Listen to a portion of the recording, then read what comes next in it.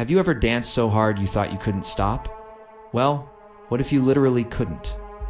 Imagine a town where people started dancing and just kept going.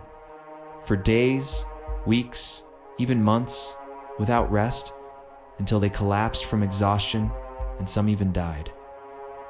This isn't a horror movie plot. It actually happened. Welcome to the bizarre and terrifying story of the dancing plague of 1518. It all began in July of that year, in the city of Strasbourg, which is now in modern-day France. A woman named Frau Trophia stepped out of her house and started to dance. There was no music, no celebration. She just danced.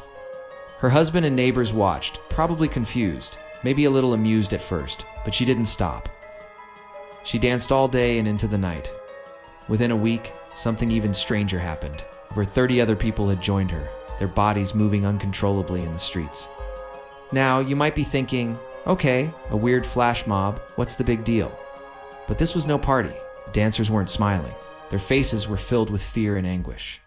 They were exhausted, their feet were bleeding, but they couldn't stop the frantic movements. By August, the number of dancers had swelled to around 400 people. City authorities were completely baffled. What was causing this? Was it a curse? A supernatural phenomenon? Their first reaction was honestly a bit counterintuitive. The city's physicians at the time ruled out any astrological or supernatural causes. Their diagnosis? Hot blood. And their prescription was even more dancing. They figured the dancers just needed to get it all out of their system. So, the authorities cleared out guild halls, set up a wooden stage in the open market, and even hired musicians to keep the beat going. They essentially turned a medical crisis into a non-stop rave. As you can probably guess, this made things so much worse. The constant music and designated dancing areas seemed to encourage even more people to join in. The situation escalated dramatically. People were dancing themselves to death.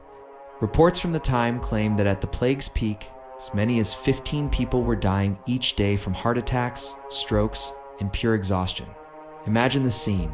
Hundreds of people writhing and jerking in the streets, unable to control their own bodies, with some collapsing and dying right there on the pavement. It was a true nightmare. So, what on earth was going on? For centuries, historians and scientists have been trying to figure it out. One popular theory is ergotism.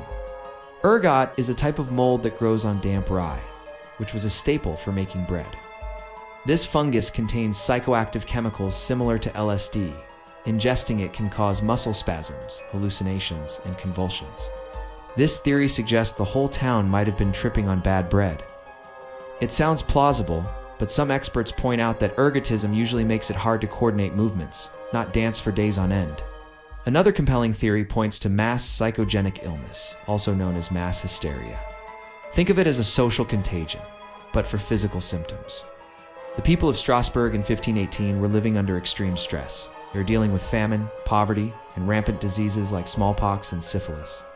The theory goes that this immense psychological distress manifested physically, starting with one person, Frau Trophia, and then spreading through the power of suggestion in a community that was already on edge. The belief in supernatural curses was also strong, so seeing someone dance uncontrollably could have easily been interpreted as a divine punishment, triggering a similar response in others out of sheer terror. The dancing plague eventually subsided after a few months. The authorities, realizing their dance-it-out strategy was a disaster, changed tactics. They banned public dancing, and the remaining dancers were taken to a shrine to pray for recovery. Slowly, the mania faded away, but the mystery remains. Was it a chemical-induced trip, a case of mass hysteria fueled by stress and fear, or something else entirely? The dancing plague of 1518 is a chilling reminder of how little we sometimes understand about the strange and powerful connection between our minds and our bodies. What do you think caused it? Let me know your theories down in the comments. Thanks for watching, and if you enjoyed this weird piece of history, don't forget to like and subscribe for more. Until next time, thanks for stopping by.